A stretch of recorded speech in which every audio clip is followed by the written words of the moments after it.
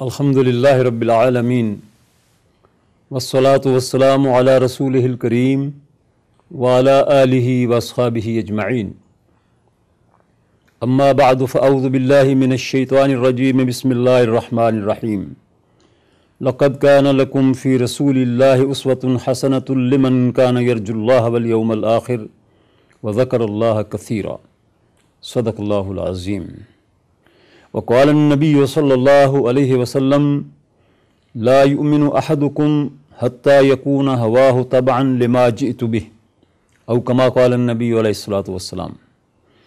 ناظرین محترم، اللہ تبارک و تعالی نے نبی مہربان محمد الرسول اللہ صلی اللہ علیہ وسلم کی شان میں قرآن پاک میں جگہ جگہ اپنی محبت کا اظہار کیا ہے۔ آن حضور کی رفعت شان، آن حضور کا مرتبہ و مقام قرآن کے صفحات میں نظر آتا ہے، اور حضرت عائشہ صدیقہ رضی اللہ تعالی عنہا کا یہ قول بہت معروف ہے کہ جب ان سے آن حضور کے اخلاق کے بارے میں پوچھا گیا تو انہوں نے فرمایا کہ کیا تم نے قرآن نہیں پڑھا؟ تو عرض کیا کہ پڑھا ہے۔ فرمایا کان خلقہ القرآن، آپ کے اخلاق وہی تھے جو قرآن بیان کرتا ہے اور جو قرآن کے اندر ہے۔ اللہ تعالیٰ نے قرآن پاک میں سورہ احزاب کے اندر ارشاد فرمایا کہ بلا شبہ تم سب لوگوں کے لیے جو اہل ایمان ہو، رسول اللہ صلی اللہ علیہ وسلم کی زندگی میں بہترین نمونہ ہے، جس کو فالو کرنا، جس کے پیچھے چلنا، جس کی اتباع کرنا تمہارے لیے نجات کا راستہ ہے۔ کن لوگوں کے لیے؟ جو لوگ اللہ رب العالمین کے ہاں حاضری کا یقین رکھتے ہیں، جنہیں امید ہے اللہ تعالیٰ کی رحمت کی، جو اللہ کو کثرت کے ساتھ یاد کرتے ہیں، گھر کے اندر ہوں تو بھی اور بازار کے اندر ہوں تو بھی، تنہائی میں ہوں تب بھی اور مجلس کے اندر ہوں تب بھی، خوشی کے لمحات ہوں تب بھی، غم کی گھڑیاں ہوں تب بھی، وہ اللہ کو یاد کرتے ہیں۔ ان لوگوں کے لیے آن حضور صلی اللہ علیہ وسلم کی زندگی کے اندر ہر قدم پر، زندگی کے ہر موڑ پر رہنمائی موجود ہے۔ نبی اکرم صلی اللہ علیہ وسلم کی زندگی جو ہے یہ مکہ میں نبوت کے بعد 13 سال گزرے ہیں، اور اس کے بعد مدینہ منورہ میں کم و بیش 10 سال گزرے ہیں۔ مکی زندگی کے اپنے حالات تھے، اور وہاں کے اپنے زمینی اور معروضی حقائق کے مطابق حضور صلی اللہ علیہ وسلم نے اپنی حکمت اور تدبر کے ساتھ دعوت و تبلیغ کا کام کیا، تربیت و تزکیہ کا کام کیا، اپنے صحابہ کرام کو تعلیم سے بھی روشناس کرایا، اور اخلاق عالیہ بھی ان کے اندر پیدا کیے۔ مدینہ منورہ میں آئے تو یہاں ایک ریاست کی بنیاد پڑ گئی تھی، یہاں کے حالات مختلف تھے۔ مکہ معظمہ میں نبی اکرم صلی اللہ علیہ وسلم نے جب اپنی دعوت کا آغاز کیا تو آپ تنہا تھے، اور علامہ حالی رحمۃ اللہ علیہ حضور صلی اللہ علیہ وسلم کے اس پورے مشن کے بارے میں یوں بیان کرتے ہیں: اتر کر ہرا سے سوئے قوم آیا، اور ایک نسخہ کیمیا ساتھ لایا، یہ بجلی کا کڑکا تھا یا صوت ہادی، عرب کی زمین جس نے ساری ہلا دی۔ یعنی اکیلے ہرا سے اتر کر آئے تھے، ہدایت لے کر آئے تھے، اور اس نعرہ کو، جو نعرہ توحید تھا، سن کر عرب کی سرزمین جو ہے وہ لرز اٹھی، مخالفتوں کے طوفان اٹھ کھڑے ہوئے۔ لیکن جن لوگوں نے اسلام قبول کیا اس زمانے میں، سوچ سمجھ کر قبول کیا، انہوں نے ہر آزمائش کو لبیک کہا، لیکن اپنے دین اور اپنے ایمان سے ہاتھ نہیں اٹھایا۔ ہمارے سامنے سارے واقعات آتے ہیں، حضور صلی اللہ علیہ وسلم لوگوں کی تربیت بھی دار ارقم میں کرتے ہیں۔ جب ان کو آزمائش اور امتحان میں دیکھتے ہیں تو ان کے لیے دعائیں بھی کرتے ہیں، ان کو تسلی بھی دیتے ہیں۔ جب کفار نے اہل ایمان پر ظلم ڈھانا شروع کیا، اور کفار ہمیشہ اہل ایمان کو نشانہ بناتے رہے ہیں، آج بھی پوری دنیا کے اندر مسلمان کا خون بہہ رہا ہے، آج بھی پوری دنیا کے اندر امت مسلمہ مظلوم ہے، اور اس کے ساتھ ساتھ الزامات کی بچھاڑ بھی اسی کے اوپر ہے، انہی کا خون بہہ رہا ہے، اور انہی کو دہشت گرد قرار دیا جا رہا ہے۔ نبی اکرم صلی اللہ علیہ وسلم کے صحابہ کرام کو ایک تو یہ کہا جاتا تھا کہ یہ بے دین ہو گئے ہیں، صابی ہو گئے ہیں، باپ دادا کا دین چھوڑ دیا ہے، اور دوسرا انہیں اذیتیں پہنچائی جاتی تھیں۔ انہیں حکم تھا کہ ہاتھ نہ اٹھائیں، صحابہ کرام ہاتھ نہیں اٹھاتے تھے، کفوا ایدیکم، ہاتھ رو کے رکھو، اور ظلم برداشت کرتے تھے۔ نبی اکرم صلی اللہ علیہ وسلم نے ایک مرتبہ حضرت عمار بن یاسر اور ان کے پورے خاندان کو، ان کے والدین کو، ان کے بھائیوں کو مصیبت کے اندر گرفتار دیکھا، کفار ان پر ظلم ڈھا رہے تھے، تو آپ صلی اللہ علیہ وسلم ان کے پاس سے گزرے تو آپ نے فرمایا: اصبروا یا آل یاسر فإن موعدکم الجنہ۔ یہ دیکھیے یہاں حضور کی سیرت، اے یاسر کہ اہل و عیال صبر کرو، بلا شبہ جنت کا وعدہ تم سے کیا گیا ہے اور تم جنت کے حقدار ہو۔ صبر کیا ان لوگوں نے، حتیٰ کہ صبر کی وہ حد، حضرت سمیہ رضی اللہ تعالیٰ عنہ جو حضرت عمار بن یاسر کی والدہ ہیں، یہ خاندان کمزور خاندان تھا، مکہ سے باہر سے آ کر یہاں پر آباد ہوا تھا، ان کی کوئی قبائلی لحاظ سے کوئی زیادہ اہمیت نہیں تھی، لیکن اللہ کے ہاں تو بڑا مقام ہے ان کا۔ اللہ کے ہاں تو قبائلی سرداروں کا یا مالداروں کا یا سرمایہ داروں کا کوئی مقام نہیں ہے، اللہ کے ہاں تو تقویٰ والوں کا مقام ہے۔ اللہ کے دین کے ساتھ جن کی وابستگی ہے، اللہ اور اللہ کے رسول کے ساتھ جن کی محبت ہے، ان کا مقام ہے۔ آج ہر مسلمان کو، کلمہ گو کو یہ سوچنا چاہیے کہ میں اپنا مقام اگر بنانا چاہتا ہوں تو میرا مقام کیا ہونا چاہیے۔ میرا مقام اللہ کی نظروں میں یہ ہو کہ میں اللہ کا بندہ ہوں، اللہ مجھے اپنا بندہ تسلیم کرے کہ ہاں یہ میرا بندہ ہے، میں نبی اکرم صلی اللہ علیہ وسلم کا امتی ہوں۔ حضور صلی اللہ علیہ وسلم قیامت کے دن مجھ سے برات کا اظہار نہ کر دیں، میرے اعمال ایسے نہ ہونے چاہیے کہ جو حضور کی تعلیمات سے ہٹے ہوئے ہوں۔ تو حضور صلی اللہ علیہ وسلم حضرت عمار بن یاسر کو جو گزرتے ہوئے تلقین کر کے گئے تھے، تو حضرت سمیہ رضی اللہ تعالیٰ عنہ پر وہ وقت آ گیا جب مکہ معظمہ میں کفار نے ان کو اسلام سے برگشتہ کرنے کے لیے موت کی دھمکی دی کہ اے سمیہ سنو، اگر زندہ رہنا ہے تو اسلام چھوڑ دو، اور اگر اسلام کو نہیں چھوڑو گی تو مرنے کے لیے تیار ہو جاؤ۔ اللہ کی اس بندی نے بڑے اطمینان کے ساتھ جواب دیا، اور اللہ رب العالمین فرماتا ہے کہ میں اپنے بندوں کے دل پر سکینت نازل کرتا ہوں۔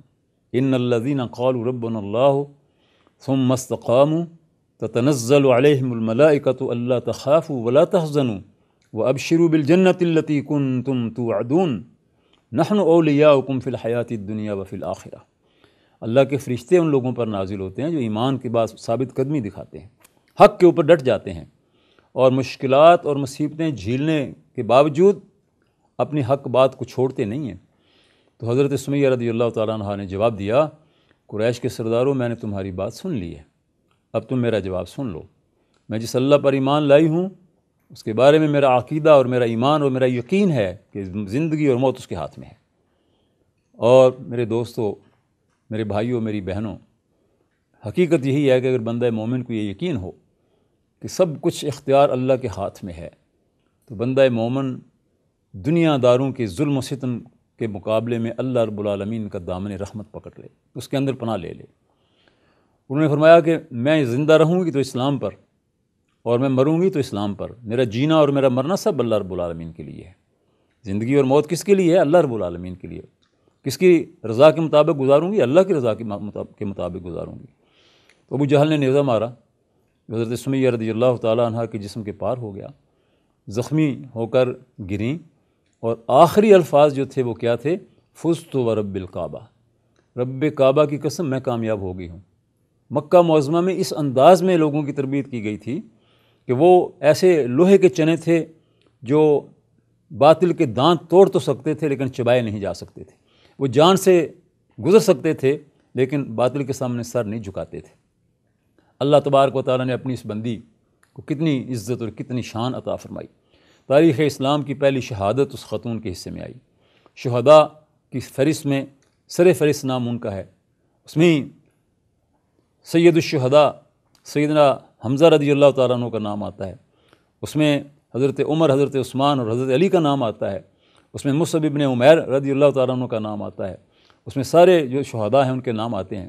لیکن آغاز کہاں سے ہوا ہے؟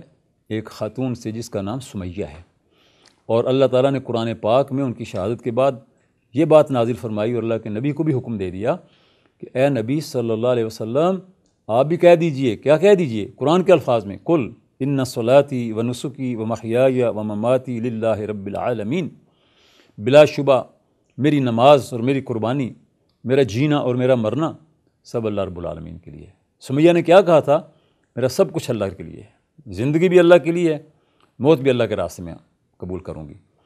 تو دیکھیے اس انداز میں ان لوگوں نے مکہ کے اندر وقت گزارا۔ خباب کے حالات کو دیکھیں، اسی طرح بلال کے حالات کو دیکھیں، صہیب رومی کے حالات کو دیکھیں، اور یہ تو کمزور لوگ تھے جو مکہ معظمہ میں سرداروں کے بیٹے تھے، لیکن باپ اور خاندان کے بڑے مسلمان نہیں ہوئے، یہ اسلام کی گود میں آ گئے، ان پر بھی ظلم ڈھائے گئے۔ مصعب ابن عمیر تو سب سے مالدار گھرانے کے فرد تھے، گھر سے نکال دیا گیا تھا ننگے پاؤں، جسم پر ایک کھردرا کمبل تھا، وہ شہزادوں کی زندگی گزارنے والا، اس انداز میں گھر سے نکالا گیا۔ پھر مدینہ منورہ میں وہ بھیجے گئے۔ مدینہ منورہ میں ان کی دعوت کے نتیجے میں یہ شہر مدینہ جو ہمارے دلوں کی ٹھنڈک اور دلوں کا قرار ہے، اور جس میں حرم نبوی ہے، جس میں نبی اکرم صلی اللہ علیہ وسلم کی آرام گاہ ہے، جس میں ابو بکر و عمر ان کے ساتھ خوابیدہ ہیں، اس مدینہ شہر میں جب ریاست قائم ہوئی وہ دعوت کے نتیجے میں قائم ہوئی۔ دعوت کے اندر بڑی قوت ہے۔ دعوت زبان سے، قول سے، کردار سے مصعب ابن عمیر نے مدینہ کو اپنی دعوت اور اپنے کردار کے نتیجے میں فتح کر لیا۔ بڑے ظلم ان پر ڈھائے گئے۔ نبی اکرم صلی اللہ علیہ وسلم نے اپنے صحابہ کرام کو اس عرصے میں ہمیشہ یہ حکم دیا کہ ہاتھ روکے رکھو، کیونکہ اللہ کا حکم ہے۔ حضرت سعد بن ابی وقاص رضی اللہ تعالی عنہ، جنہوں نے ایران کو فتح کیا تھا، فاتح ایران ہیں، جنہوں نے ہر جنگ میں کامیابیاں حاصل کیں، حضور کی آنکھوں کے سامنے بدر و احد اور خندق میں اس طرح لڑے کہ حضور کی آنکھیں ٹھنڈی ہو گئیں۔ وہ مکہ میں تھے، ایک گھاٹی میں نماز پڑھ رہے تھے، کفار ادھر سے گزرے اور انہوں نے نماز کا مذاق اڑایا، اسلام کا مذاق اڑایا، رکوع و سجود کا مذاق اڑایا۔ تو حضرت سعد نماز سے فارغ ہوئے تو قریب ہی ایک مرے ہوئے اونٹ کی بڑی ہڈی شانے کی پڑی تھی، وہ ہڈی اٹھائی اور ان پر حملہ آور ہو گئے، اور کفار وہاں سے سب بھاگ گئے، اور عقبہ بن ابی معیط کے سر پہ انہوں نے وہ ہڈی ماری اور اس کا سر زخمی ہو گیا۔ حضور صلی اللہ علیہ وسلم کو جب پتہ چلا تو آپ نے حضرت سعد سے کہا کہ اے سعد، ہمیں ہتھیار اٹھانے کی اجازت نہیں ہے۔ حضرت سعد نے اس کے بعد کبھی ہتھیار نہیں اٹھایا جب تک مکہ میں رہے۔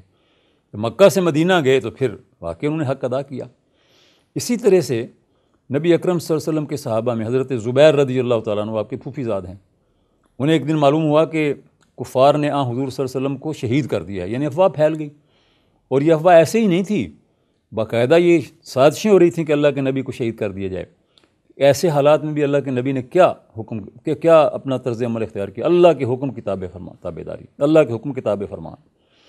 آپ نے ہتھیار نہیں اٹھائے، ظلم برداشت کیے۔ آپ کو خانہ کعبہ کے اندر نماز پڑھتے ہوئے عقبہ بن ابی معیط تنگ کیا کرتا تھا، آپ کی پیٹھ مبارک پر مرے ہوئے اونٹ کی اوجری لا کر رکھ دیتا تھا، آپ کے گلے میں کپڑا ڈال کر اس کو مروڑتا تھا، اور حضور کا دم گھٹنے لگتا تھا۔ حضور کوئی گرے پڑے انسان نہیں تھے، بنو ہاشم کے چشم چراغ تھے، لیکن حضور نے ہاتھ روک کے رکھا، حضور نے کبھی ہاتھ نہیں اٹھایا۔ حضرت زبیر کو معلوم ہوا کہ حضور کو شہید کر دیا گیا ہے۔ وَإِذْ يَمْكُرُ بِكَ الَّذِينَ كَفَرُوا لِيُثْبِتُوكَ أَوْ يَقْتُلُوكَ أَوْ يُخْرِجُوكَ، یہ سازشیں ہو رہی تھیں۔ تو تلوار نکال لی۔ عمر کتنی تھی؟ 19-20 سال۔ 19-20 سال کا نوجوان زبیر بن عوام تلوار لے کر نکلا، لیکن پھر سوچا کہ میں پہلے حضور کے گھر پر جا کر معلوم تو کر لوں۔ حضور کے گھر پر آئے، دروازے پر دستک دی، حضور نے دروازہ کھولا، حضرت زبیر کو دیکھا، پوچھا زبیر کیوں تلوار نکالی ہوئی ہے؟ تو عرض کیا یا رسول اللہ، میں نے سنا تھا کہ کفار نے آپ کو شہید کر دیا ہے۔ پوچھا اگر مجھے کفار نے شہید کر دیا ہوتا تو زبیر تم کیا کر لیتے؟